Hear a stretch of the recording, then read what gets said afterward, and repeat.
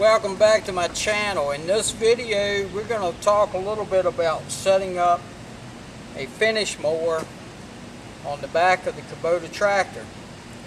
Now as you notice right now we're specifically going to talk about hooking up this top link, and the reason why is because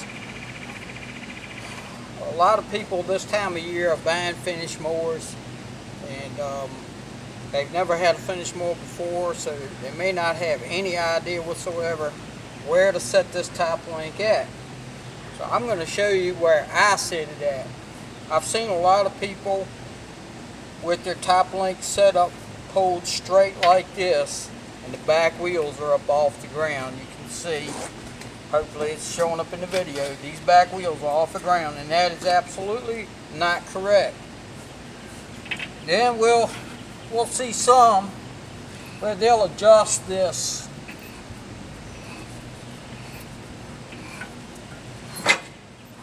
down until the back wheels are touching,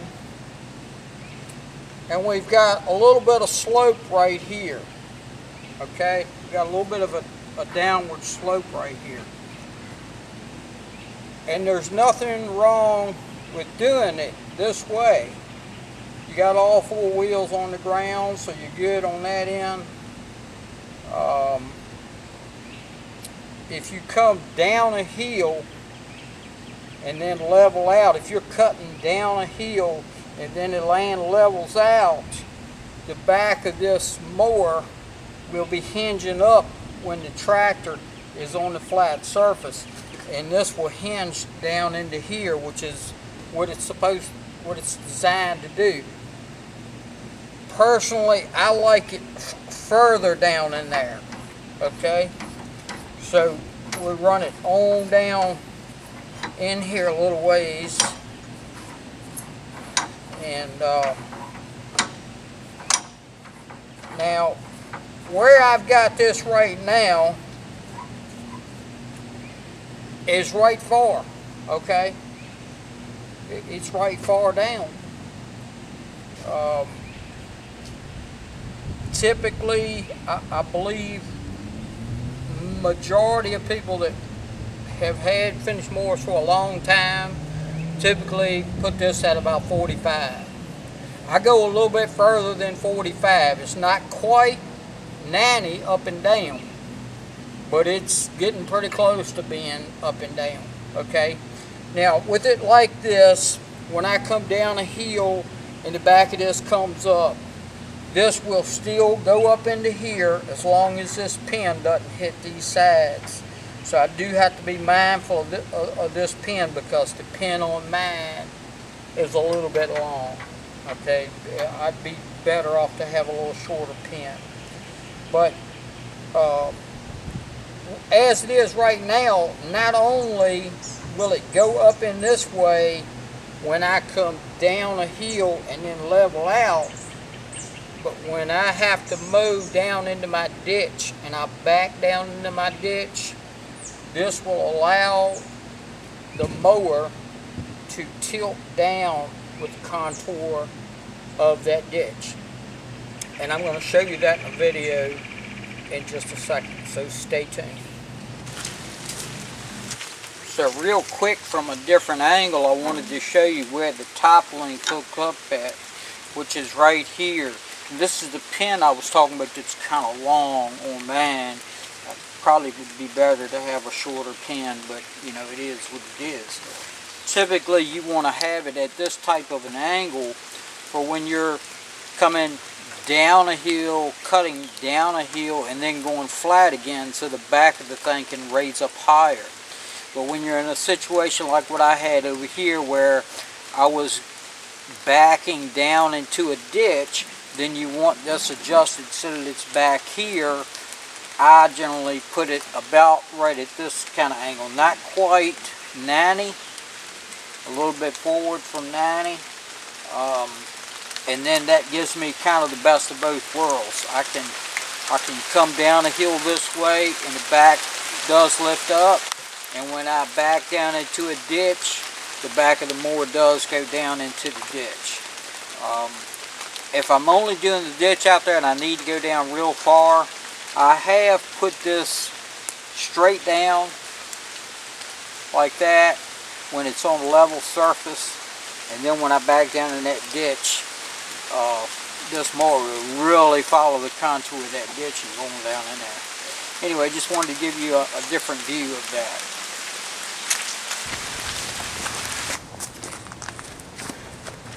Okay, so right here is a good example of what I'm talking about. We've got an embankment that comes down and then it levels out onto the driveway. So if I was cutting grass down a hill, as you can see, the top link has came all the way back here. The mower has tilted down. All four wheels are still on the ground, and the machine is still cutting level. The PTO shaft is not in a bind. It's not pushing against the tractor to put the tractor in a bind. And now granted, if this was shorter, you'd have more travel. So you kind of got to use your own judgment as to how far down you put that thing. You know, I had it almost straight up and down, not quite straight up and down. If you tilt it back this way a little bit more, then you can actually tilt this thing up on the backside a little bit more. Another thing worth noting, where these lower lift arms hook up at, there's 2 pins. Well, 3 pins. 1 pin where your lower lift arm hooks to. Then this bracket right here has 2 pins in it. One of them on the back side is a hinge pin, and this other pin right here is a locking pin. And it actually locks that arm so that it stays where it's at. My recommendations is to pull that pin out. There should be a hole, like on mine. Here's an additional hole up here a little further. I pulled the pin out of this hole to keep it from locking it, moved it up in here to this hole where it's not doing anything. So now that arm will move up and down as well as the lift arm. So that will keep that thing from coming up off the ground. So that's something worth pointing out.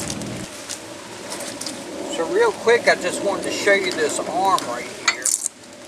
I'll give you a different angle on it. And basically, this pin was actually right here, and that made this rigid. Okay. And what I do is I pull this pin out, move it to this hole, stick this back in here, and that makes this come floating. Okay, this is how I like to run this style of finish mower, which is a 4-wheel finish mower.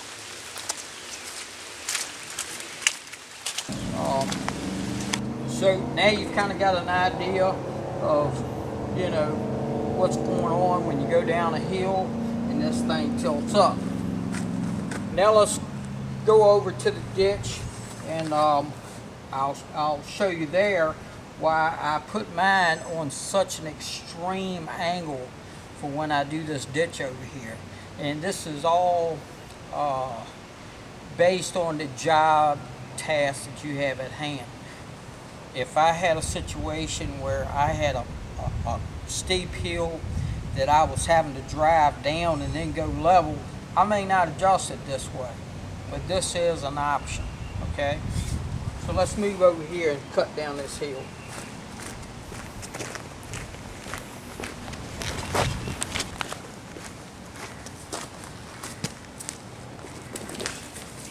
Okay, so as you can see, this is a pretty steep hill right here that I need to mow. And down in the ditch, we obviously use the weed eater. And but I don't always weed eat this ditch. Sometimes I just mow down as far as I can with the tractor and leave the ditch part alone. And I may weed eat this thing about once a month or once every other month or something like that. I don't like weed eating. Let's fire it up and show you what we're going to do.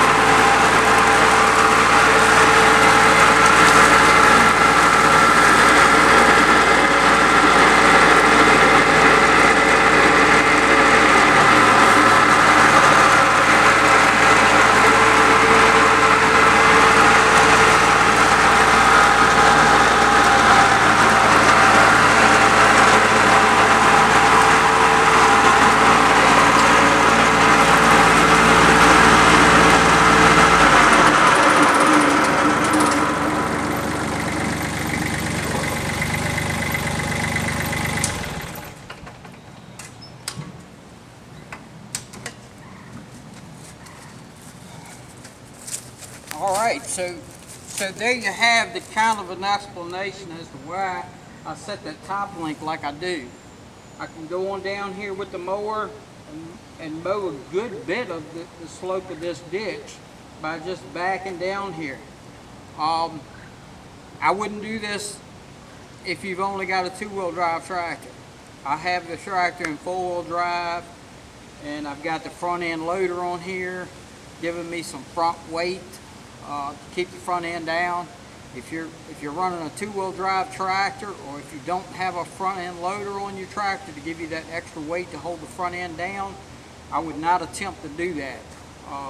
So you know, you do this stuff at your own risk.